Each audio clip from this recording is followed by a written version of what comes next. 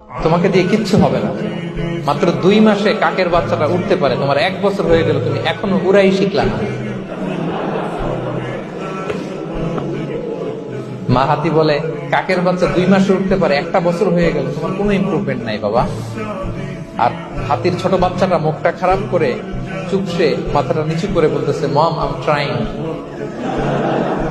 মা আমি চেষ্টা করতেছি। আচ্ছা বলেন তো, উড়া, ডানা মেলে উড়া কি হাতির কাজ?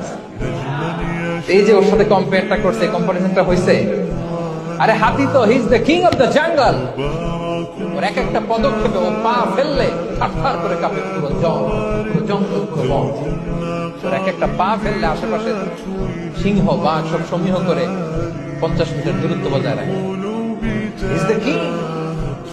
সে তো ওইটা। ওই হাতির বাচ্চাটারে কিভাবে কনফিডেন্স নষ্ট করতেছে, বলতেছে 2 মাস হয়ে গেল, কাকের বাচ্চা 2 মাসেই উঠতে পারে, তোমার 1 বছর বয়স, তুমি এখন উঠতে পারো না। এবার বুঝতে পেরেছেন আমরা কিভাবে ছেলে মেয়েদের কনফিডেন্স নষ্ট করি? Don't compare with others, avoid comparison.